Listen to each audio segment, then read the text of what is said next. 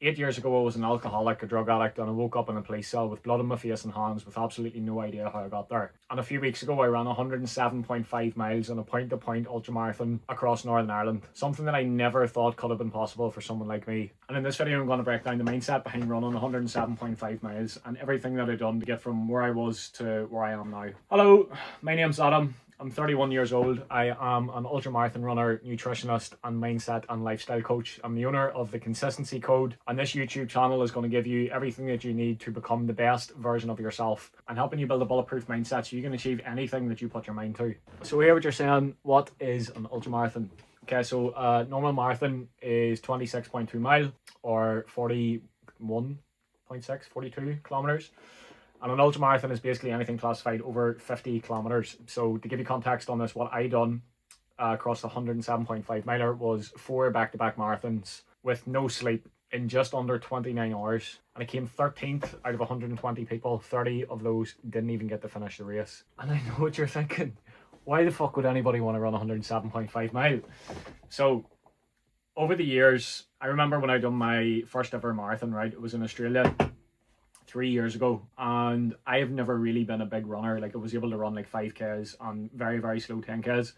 Started running over lockdown because obviously the gyms and stuff shut around a half marathon, and then once the gyms opened again, I stopped running and went back into the gym, started doing weights and all that stuff. But whenever me and Carla moved over to Australia, I was just in the stage of my own personal development journey. I was devouring mindset books, personal development books, self-help books, courses, podcasts. I was just trying to become a better version of myself. And I had always attached my mindset to training for what it made me look like, because I thought that by building muscle and getting abs, that it would make more people like me, and it would be accepted more, and it would be validated more, and I would feel better about myself. But it actually ended up making me feel so much worse, and I developed like body dysmorphia, a really bad relationship with food and the scales and all of that stuff. But when we moved to Australia, one of our friends over there at the time, Dan, had said that there was a marathon up the Great Ocean Road, which is basically along the entire southern coast of Australia, south of Melbourne, or in Melbourne, which is where we had lived for a year.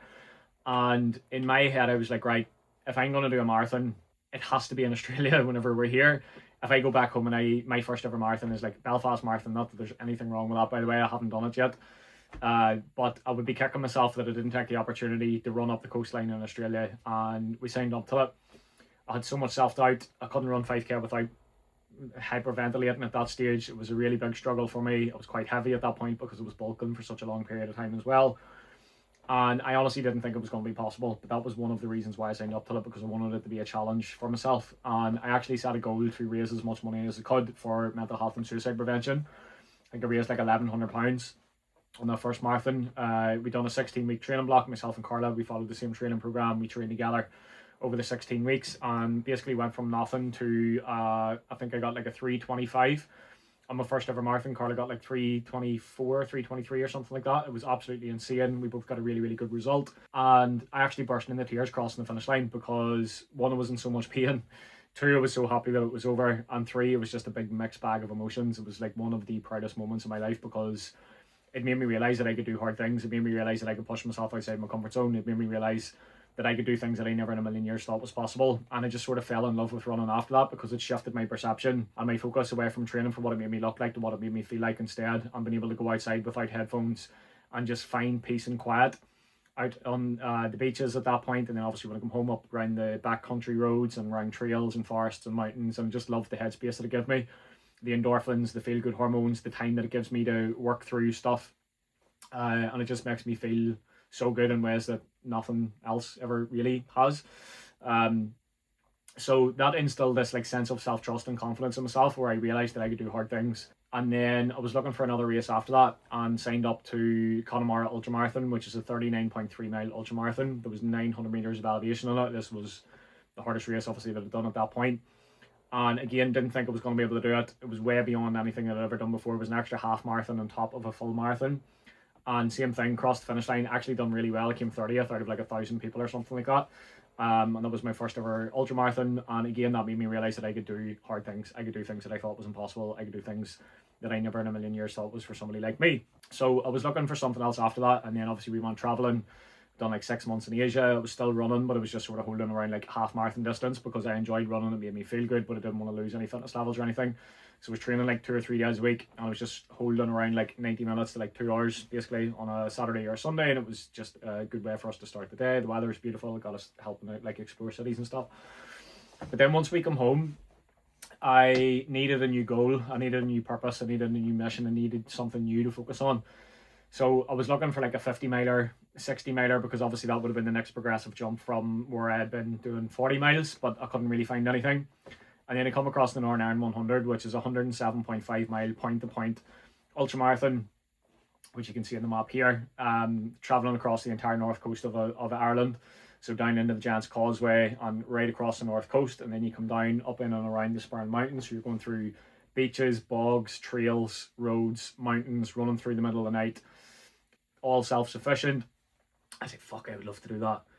Because I remember the first audiobook that I ever listened to was Can't Hurt Me by David Goggins, and I was listening to him talk about running his first 100-mile ultramarathon, and I just could not even fathom it, could not believe that it was like the human body was capable of doing something that insane. And I was just in complete awe, and it was such an inspiration for me with my own mental health and my mindset and pushing myself outside my comfort zone over the years. But I never in a million years thought that could have been possible for someone like me. And I seen this 100-miler, I was like, fuck, it really scared me. It really, really scared me. But like one thing that I've learned over the years, coming from the person that I was to the person that I am now, is that if you run away from your fears will literally chase you for the rest of your life, right? So instead of running away from my fears, what I do now is actually lean into them. Okay, I run towards my fears instead of running away from them, and then I collect evidence along the way, undeniable proof that I'm moving in the right direction. I see progress, which helps build confidence, build self-belief, build self-trust. So I signed up to it, even though I was shit scared, even though I didn't think it was possible, even though I knew how much planning was going to go into it, how much sacrifice was going to be required to make, and how difficult of a challenge it was actually going to be. But I did not actually think I was going to be able to finish it. So in this video, basically what I'm going to do is I'm going to be breaking down the nutrition strategy, so the carb loading plan on the 3 days prior to the actual event itself. I'm going to break down what I was eating throughout the 29 hours that I was running, because the performance nutrition is also one of the most important factors. I'm going to break down the mindset element of it, time and energy management, which was required, and then I'm also going to break down the training block and the actual event itself to help you guys understand how you prepared for a challenge like this, right? And you might not ever run 107.5 miles. Like, honestly, lunatics fucking do that, and I get that, I understand that, but your version of 107.5 miles could be going to the gym for the first time, signing up to your first 5k, half marathon, full marathon, 10k, like joining a high rocks class, asking for that promotion and work, right? There's always going to be an obstacle or a mountain peak or an outcome that we're trying to work towards. Okay, so the strategies and the things that I'm going to be chatting about in this video is going to help across the board. What I think is really important to talk about first is having a clear, definitive goal with a really strong reason why behind it, right? So my why behind running 107.5 mile was to prove to myself and to prove to everybody else that you can do anything that your mind says is impossible. And if somebody else can do it, that means that you can do it as well. And this is something that I coach my clients on too. Like, we can use comparison in a negative way or a positive way. Okay, you can compare yourself to, say you're comparing yourself to me right now because I ran 107.5 mile and you couldn't run the length of yourself, which is the position that I used to be in as well, right? Everybody has to start somewhere, but you could compare yourself in a negative way, which could make you feel down, or you could compare yourself in a positive way and be like, right, okay, well, if he can do it, I can do it too. The only difference between where you are and where I am, or where you are and where the person that you're comparing yourself to, is how much time, how much reps, and how much practice that they have in between that. That's it. Okay, so if it's possible for me, it's possible for anybody. And again, it could be your version of 107.5 mile, for example. That was the biggest driver behind me actually doing that. I wanted to lead from the front. I wanted to set a positive role model for my clients. I wanted to push myself outside my comfort zone, and I wanted to do something that I never thought could have been possible for someone like me. Then the other reason behind it was I was raising money for Action Cancer. So the first marathon I'd done, the ultra marathon that I'd done last year in Connemara, and this one have all been fundraisers. I raised £1,100 in the first one, £1,500 in the second one for mental health and suicide prevention, and £2,111 for Action Cancer during the 107.5 miler. So it meant so much more to me than just crossing the finish line. Okay, I was doing it for a higher purpose. I was doing it to prove to everybody else that they could do hard things, and that you can also push yourself outside your comfort zone and you can do things that you never thought was possible. But then I was also doing it to try and raise as much money and awareness for Action Cancer and all of the amazing things that they do all over Northern Ireland to help families in need impacted by this awful disease. the stuff that they do literally saves people's lives. So the first thing I'm going to go through is the training block itself. Okay, so I signed up to do 107.5 miler in January, I believe. And at this point, I was running like 3 days a week. I was in the gym twice a week, but I wasn't really following any structure or plan at this point, right? This is another reason why you need a goal, because you need that get up and go, that purpose, that mission, that thing to inspire you to get up and take action even on the days you don't feel like doing it. So once I signed up to the ultramarathon, the planning had to be completely locked in. Time management, energy management had to be locked in. So every Sunday I was making sure that I was sitting down with Google Calendar and I was looking at my entire work week. I was fitting everything in. So what days I was starting work, what days I was finishing, when I had calls, when I was meeting clients, when I was spending time with Carla, when I was spending time with family, when I was having some downtime for myself, and then making sure that all of my training was planned as an absolute non-negotiable. And it was put into my calendar, my diary, like a fucking appointment, right? Because if you had an appointment to go and get your hair done, or to go to the doctors, or to go get your nails done, or whatever it is, you would not miss that appointment. But a lot of people don't make their training the same priority, and they don't put it in, they don't schedule it, and they just hope that things are going to work out. But in this case, for this an event like this, hope isn't a strategy. So the strategy from the start was making sure that my planning and my organisation was on point. Every Sunday was planning out the rest of the week, reflecting on the week that went by, what went well, what didn't go well, what improvements that could be made, what areas that I'm struggling, and what I need to focus on moving into the next week. And then I would put everything into the calendar so I know that I can fit in all of my training.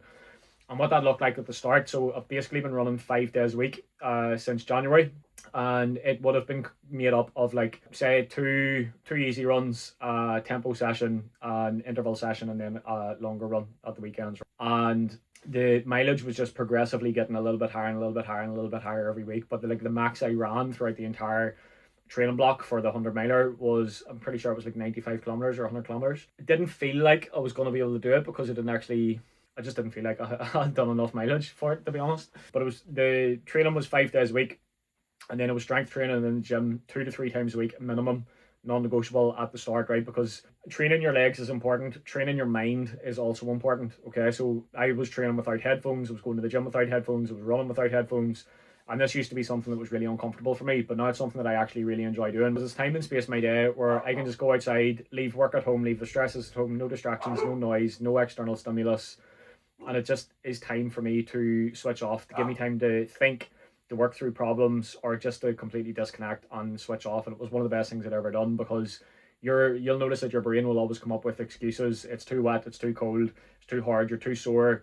You've been going long enough now, it's getting late, you're stressed, you're tired, whatever it is. It'll always make these excuses to try and keep you in your comfort zone. So being able to not distract myself from that, and being able to tune into my body, being able to realize whenever my brain was coming up with these excuses and these justifications as to why I should quit, and being able to have the level of self-awareness to recognize that and choose not to listen to it and to continue moving forwards, was fundamentally one of the biggest reasons why I was able to succeed throughout the race, in my opinion anyway. So training your mindset was important, training your legs was important, training your lungs was important, and then also training your gut was important, which we're going to come around to on the nutrition side of things. But I was training 2 to 3 days a week, very running specific, tailored training program. So full body sessions. I wasn't going in and doing like an upper lower split, or going in and smashing legs one day, smashing chest the next day. I was doing single leg unilateral work. So like day one was single leg split squats, single leg RDL, single leg glute bridges. And then, because I wanted to make sure that my ankles were stable, my hips were stable, I was working on weak points. My tight hips and stuff would have been very tight before, so making sure that it was building strong and durable legs was going to be really, really important, because a lot of people, especially runners, neglect strength training, and then they wonder why their legs are so sore and they're so beat up and they're not recovering as well as they would like to before, and they're more prone to getting injured. So we'd do 3 full body sessions. After we'd do legs on each of the workouts, we'd always start off with legs, usually like squats, single leg RDLs, single leg split squats, Bulgarian split squats, barbell RDL, single leg, to help build that single leg strength and stability, essentially, which is obviously going to carry over into the running. Then it would focus on upper body work. So on day one, it would do pull-ups, weighted dips, cable hammer curls, and cable tricep pushdowns. And then the second day, which would be 2 days apart to make sure that I had 1 full day's recovery in between, would be something very similar, but just a variation of those exercises. So instead of doing dumbbell single leg RDLs, it would be barbell. Instead of doing dumbbell Bulgarian split squats, I would do barbell split squats, for example. Instead of doing like dips, I would do a barbell bench press. Instead of doing pull-ups, I would do a barbell row. And I would just change the variation of the exercise, essentially, but I was doing pretty much the same thing. I was just tracking my workouts, making sure I was getting stronger on a session to session basis as much as possible. And then I would have had to have double trained on some of the days as well, because I wanted to make sure that I was getting at least 1 or 2 rest days a week. If I wanted 2 rest days a week, I had to do 2 double sessions. So I would go to the gym in the morning. My workouts would only take like 30 to 35 minutes in length. Go to the gym in the morning, come home, get breakfast, do a bit of work, and then go for a run at lunchtime or go for a run in the evenings to give me a little bit of recovery space and time in between, which just meant that when I was doing the harder sessions, my legs weren't totally fatigued or taxed. The delayed onset muscle soreness, or DOMS, didn't have time to kick in yet, and it enabled me to be able to actually take a full rest day. So it was very, very full on. It was very, very busy. I was training running alone up to like 13 hours on some of the highest weeks, more than that actually, 14, 15 hours in some of the highest mileage weeks. And then obviously trying to get into the gym 2 or 3 times a week, making sure that I'm stretching, foam rolling, focusing on recovery and everything as well, was extremely, extremely important. But over time, what we started to do with the training program, my coach, Adam Smith, can't recommend him enough. He was so helpful, obviously, with the structural side of things from a programming perspective with the running. But instead of going out and doing like a 50 or a 60 mile run, what we started to do was we actually started to group long runs together. So we would do like, say, 75-minute easy run on a Thursday, a 90-minute easy run on a Friday, and then it would do like a 4 or 5 hour trail run on a Saturday, and then maybe a 90-minute run on a Sunday. So I was doing like 4 back-to-back consecutive long runs to get my legs being able to be more durable, to be able to run on tired and fatigued legs, and this paid off massively for me on the day. Okay, so from a nutrition perspective then, I don't track calories. 90% of my clients also don't track calories. I am more biased towards a mindful eating approach. So being able to actually tune in with your body's hunger and fullness cues, eating when you feel hungry, stopping when you feel completely stuffed or satisfied. And I had tracked my calories for like 10 years prior to this, so I'm very aware of portion sizes and how many calories and how many macros is in each individual food that I eat. And I'm a creature of habit, so I eat pretty much the same thing every single day.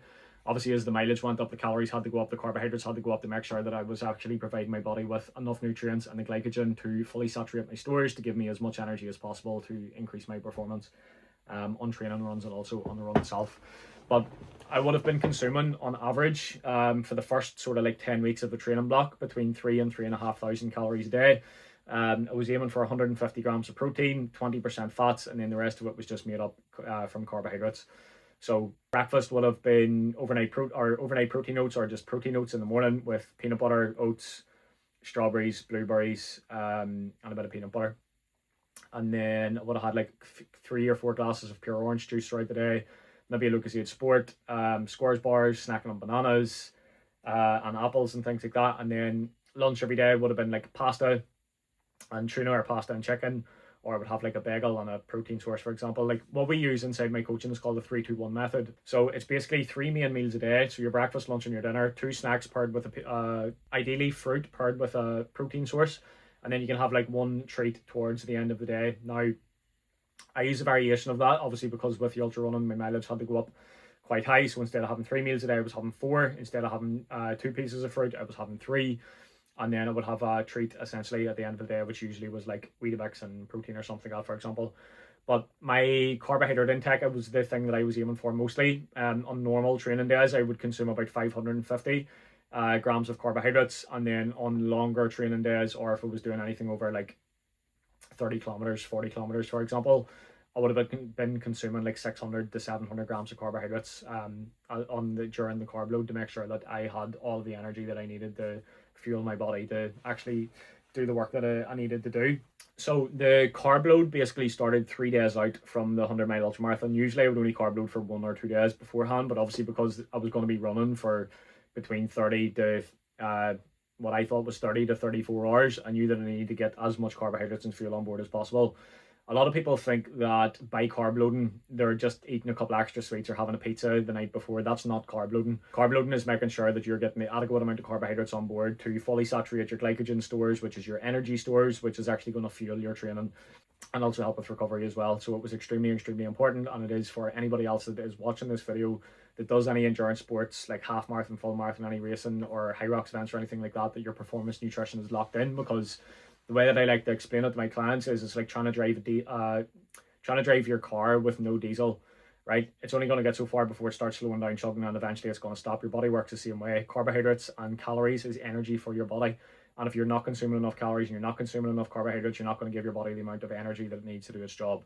So my way of working out carb loading, I just go for 10 grams per kilo of body weight. Okay, so 8 to 12 depending on whether I'm actually racing.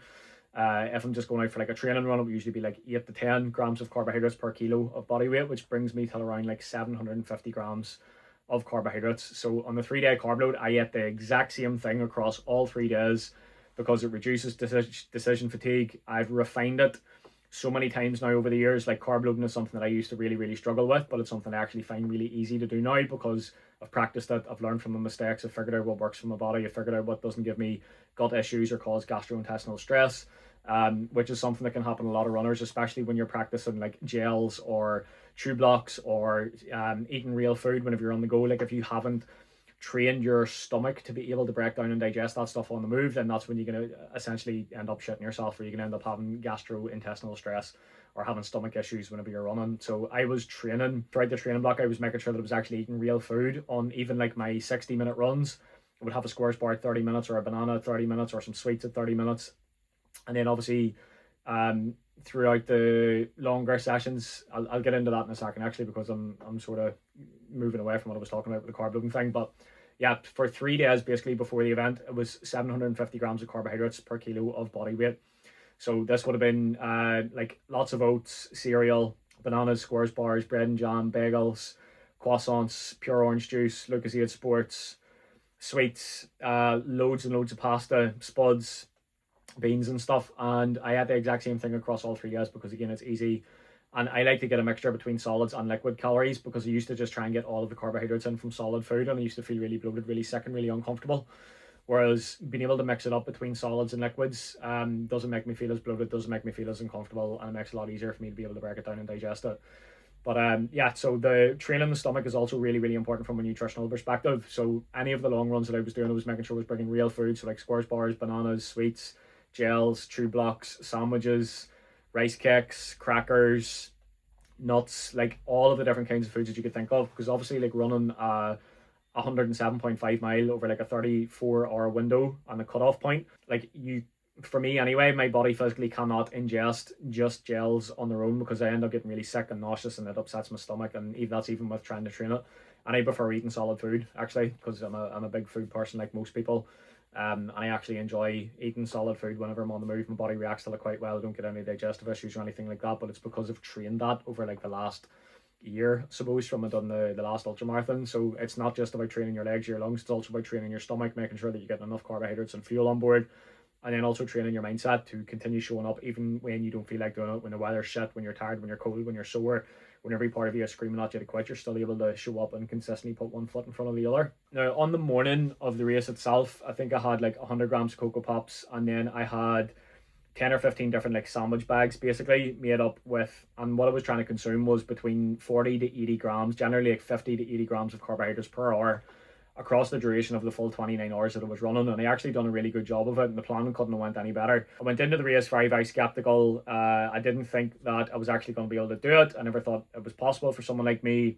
The first 40 kilometers was the hardest. My legs were beat up, my calves felt like they were about to explode, my hips were really sore, but it just took off really slowly, and I preserved myself very early on in the race because a lot of people took off way too quickly, and I actually ended up passing most of them at some point throughout the race because they ended up burning themselves out too much, and I knew that was a risk and a possibility that could have happened to me. But I kept myself very reserved, held back, just took in the scenes and the cliffs and the mountains and the bogs and the beaches and just all of the scenes and nature in all of its glory, essentially. But the plan was to eat between 50 to 80 grams of carbohydrates per hour. So this was a mixture between liquids, solids and gels. So I usually rotated it, so we'd have like a sweet pack for the first hour, and then a savoury pack or a mixture of sweet and savoury in the second pack, and then the third pack would be sweet, the next one would be savoury, then sweet, then savoury, and it just mixed things up a little bit and it gave me something to look forward to, and I wasn't just eating the same thing on rinse and on repeat. I was very lucky because I had a crew with me, so my uncle, my mum Carla, and my mum's friend Gail come up in the van, and they were supporting me throughout the duration of the event. You can see in the map here it was a point-to-point race, and there's different aid stations. So I think there was like maybe 8 or 9 aid stations in total where they would have met me throughout the course of the race, change of socks, change of shoes, change of kit, put balm and stuff on, coffee, making sure that I had all the snacks and all of the food and stuff that I needed, and just giving me that moral support and that mental benefit of knowing that every 10 to 15 miles somebody was going to be there and it was something to look forward to, and it was something to keep me moving forwards. And that's the way that it sort of broke down the race as well, because we can get very overwhelmed by the outcome, which was finishing 107.5 mile.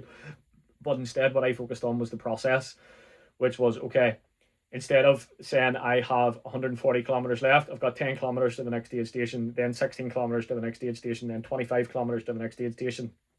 And that's the way that I sort of broke it down personally. But the food went off really, really well. Hydration was on point as well. So I was aiming to drink 500 milliliters of water mixed with electrolytes per hour for the full duration of the event as well. I used the precision hydration tablets, which you can see here. I used the 1,000 milligram ones. So I took half of it in each 500 ml flask that I was carrying around with me. So I was always carrying a minimum of 1 liter of water. I was carrying all of my snacks on my vest. It couldn't have went any better. I didn't have any gut issues at any point throughout the race, and I was able to continue eating as much food as possible up until like 27 hours in, and then the thought of food was sort of making me feel sick. But the sort of things that I ate were chocolate pretzels, nuts, sandwiches, pot noodles, Scores bars, block chews, gels, cyclic dextrin powder mixed into my flasks, salted rice cakes, full sugar cokes, and I just sort of rinsed and repeated that throughout the duration of the event, making sure that regardless of whether I felt hungry, regardless of whether I wanted to eat anything or not, that I was ingesting all of this food every hour per hour throughout the duration of the event. Because where a lot of people go wrong when it comes to running, and especially ultramarathon training, is that they don't give their body enough fuel to do its job. Their electrolytes end up going off balance, they end up getting nauseous, they start feeling sick, they hit the wall a lot sooner than they're supposed to. So it paid off really, really well for me. The kit that I was carrying on the day, you can see all of the kit in this picture above here. I actually had to get so much fucking stuff out. Like, I didn't realize how expensive ultra running was going to be until I had to buy all of the kit. But I had to get carbon fiber plated walking poles or hiking poles to help me with the inclines, the climbs, and give me a bit of stability, obviously, in the declines as well, just taking a bit of pressure and stuff off my legs. The carbon fiber plate ones are the Lecky poles. These are great. They're very, very light. You don't even feel them whenever you're using them, but they're a very, very strong pole, and I definitely would recommend them to anybody. I had a 12 litre Solomon vest pack with 2 500ml flasks. I had to have 2 head torches, 2 sets of replacement batteries, a bivy bag or an emergency bag just in case I got lost or I got injured or something like that and I wasn't able to move anywhere and the weather was bad. I had to have waterproof trousers, a waterproof jacket, 3 pairs of base layer tops, 3 pairs of base layer tights. I had 4 different pairs of runners, a whistle, Imodium tablets in case I ended up shitting myself for having diarrhea, all of my food, all of my snacks, a map, built-in GPS system, 2 battery packs in case one went down, a woolly hat, 2 pairs of gloves. So it was a very extensive kit checklist. So again, like, there was months and months of preparation that went into this. It wasn't just the training itself, it was the planning, it was the mapping, it was the crew points, it was the food, the nutrition, the mental training. There was so much else went into it. So on the day itself, I was nervous, to say the least. We rocked up to Port Ballantrae. It was like 7 o'clock in the morning. The race was kicking off at 8. I didn't sleep very well the night before. Like any event, it's sort of like waking up on Christmas morning to me. I was nervous, I was anxious, I was excited, I was overwhelmed. It was a big mixed bag of emotions and I just struggled to go to sleep the night before. But we went down to Port Ballantrae. I got to meet some of the guys that I'd met on the previous recce runs, and just enjoyed having some breakfast, got my kit and everything checked, got my tracker and stuff put on, and then we were off after that, running along the entire north coast of Ireland. It was absolutely breathtaking, running into the Giant's Causeway and running across the cliff edges. It was one of the most breathtaking things that I've ever seen. It was such a beautiful, beautiful event, and being able to see parts of Ireland that I've never seen before and in all its glory, it was absolutely amazing. But like I said earlier, the first 40 kilometers was definitely the hardest. Just every part of me hurt, muscle pain, cramping a little bit, lots of self-doubt, didn't think I was going to be able to make it, didn't think I was going to be able to maintain it. But the really strange thing was, the longer the race went on, the stronger I got, the more energy that I had, even throughout the middle of the night. Like, everybody was dropping like flies and my energy levels were just getting better and better because nutrition was on board.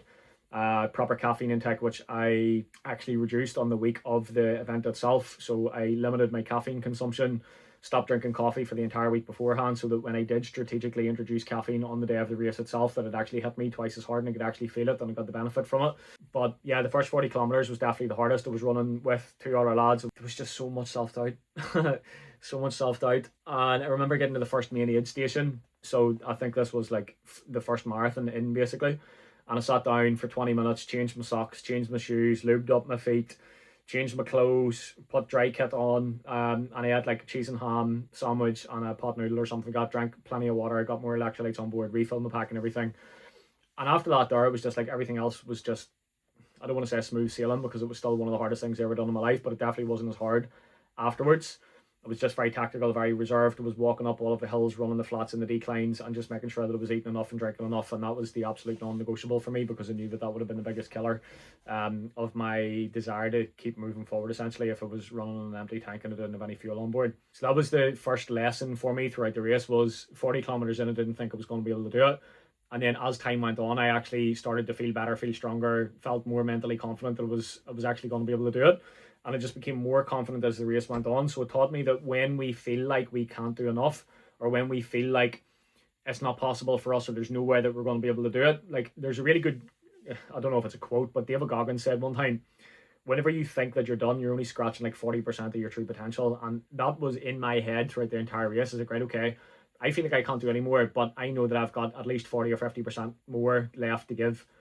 Okay, and it's that mental training that accumulated up until the event, where every single time that I went out into the mountains, or was doing trail runs, or was out my own, or was running without headphones, it was that mental discipline and that mental training of being able to continue to show up, continue to put one foot in front of the other, reframing my perspective on what pain actually is, and seeing pain as a privilege. And it's a privilege to be in the pain that I'm in, because I've trained my body, and I'm grateful for my body to be able to push me this far and been able to allow me to do the things that I'm actually doing right now. And it was just that constant like problem solving and everything whenever I was on the move. I bumped into John Wilson. Shout out John. I can't remember how far into the race we were. I think it was maybe 50, 60 kilometers in. And me and him ended up staying together for, I would say, at least 40, 50 mile of the race. And there was a friendship and a bond there. I don't know if you're watching this, John, but if you ever do, shout out, mate. I can't thank you enough for helping me get through those fucking long, dark, blistering rain miles. But the company was amazing. Just being able to have somebody there that I could chat to, have the crack with, share the load with, share the fucking pain with. And the weather was horrendous. There was one part where we were coming up to like the 5th aid station, and it was absolutely lashing down torrential rain out of the heavens. And I mean lashing down. I was soaked through to the bone. There was floods on the roads. It was just absolutely horrendous. And there was a lot of people dropped off after that, because I think that they just couldn't do it anymore. They got chills. They realised how difficult it was going to be. They gave up way, way too early. Me and Johnny were able to keep moving forward with it, and we pushed through the 3 hours of lashing torrential rain, got fresh kit on, dry clothes, and then we started going into like the mountains and the boglands and stuff. And this is when it eventually actually started getting dark and the head torches come on, and this is when things really started to become difficult, because we'd been running for 15 hours straight. We were tired, we were sore, we were stiff, and we still had a really, really long way to go. But the two of us persevered throughout the middle of the night. We kept pushing each other on. The main objective was just to keep moving forwards, not to stop, not to sit down, not to rest. Whether it was walking, running, or climbing, it didn't matter. As long as we were still moving forward in the right direction, that was the most important thing. Towards like 3 or 4 o'clock in the morning, it did really start getting a struggle. We were both exhausted. We were tired physically, mentally, and emotionally after the day that we'd had. But the sun started coming up around 5 o'clock in the morning. It was a beautiful morning. It was nice and warm. The sun was coming up throughout the background of the mountains, and it was like my energy levels went from like 20% to fucking 80%.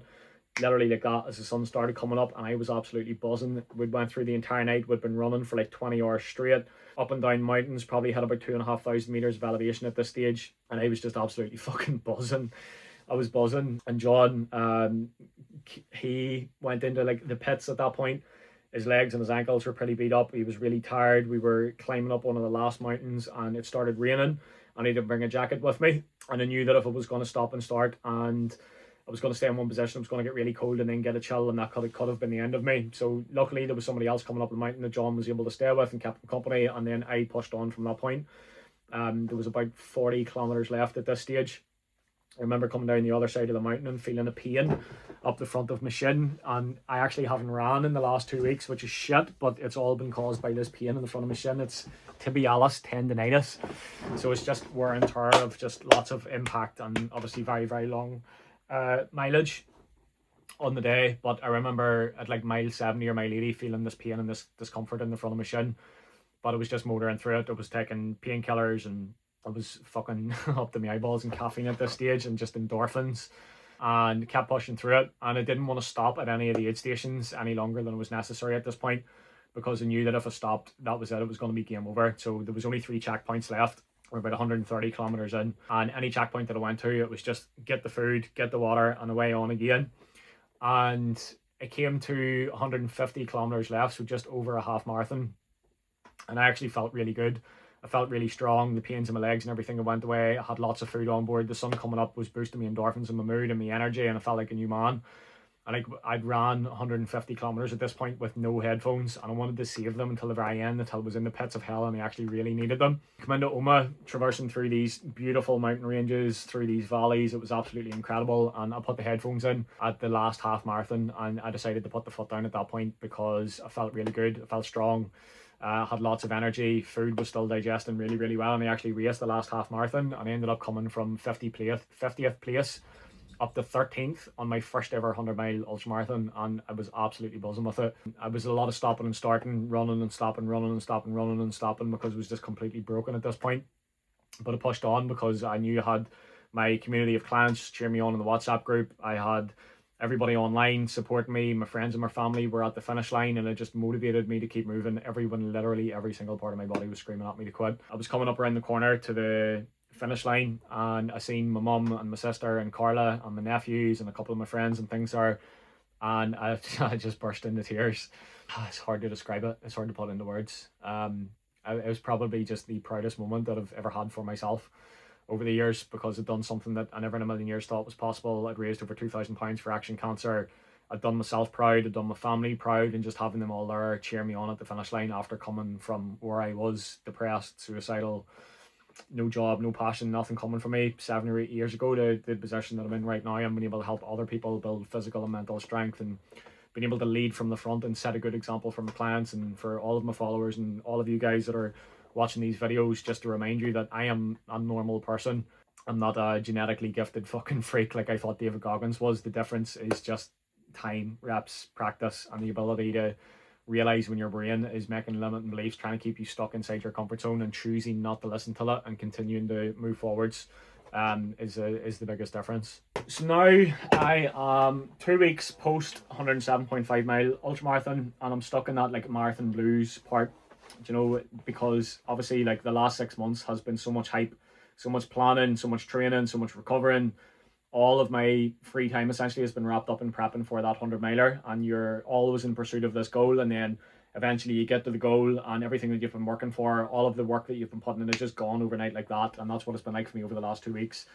I was forced to take all of last week off training. I'd planned on doing that anyway, just to help with recovery purposes. I went into the sauna like 3 or 4 times, done a bit of light stretching and stuff. But because of the pain in my shin, I actually can't run at the minute, which sucks. I have signed up to another event, so I've got the Gullion Way 40-mile ultramarathon on the 4th of July, which I'm really looking forward to. I would love to race it, but it really just depends on how my leg is feeling over the next couple of weeks. But I had to get something else booked, because I've learned from previous marathons and events and goals and stuff that I've achieved before. Like I said, like once you build all of this anticipation up into this goal, and then the goal is essentially gone overnight, it's okay, well, what's the point in training? What's the point in eating well? What's the point in tracking? What's the point in looking after myself? What's the point in doing anything if I don't actually have a reason to do it in the first place?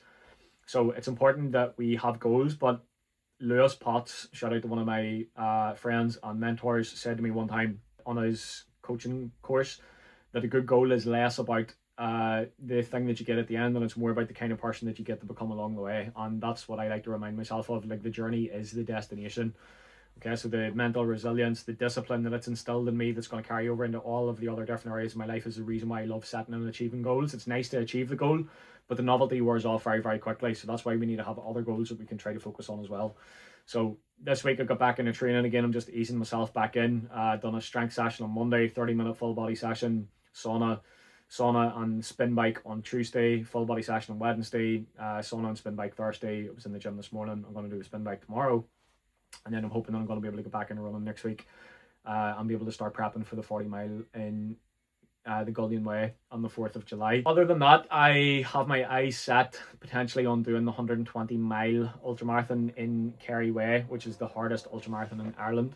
I haven't signed up to it yet, and the reason I haven't signed up to it yet is because it scares the fucking shit out of me.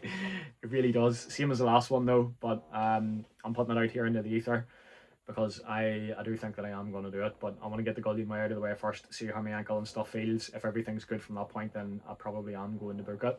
But yeah, this has been a breakdown on the strategy behind and the reason behind we're running 107.5 miles. I hope that this was helpful. If you do enjoy this type of content, please share it with somebody that you think will benefit it. Please like and subscribe to the channel to try and get more eyes on the page. You'll be notified whenever I release new videos on mindset, stress management, energy management, and just everything that you need to know to become the best version of yourself.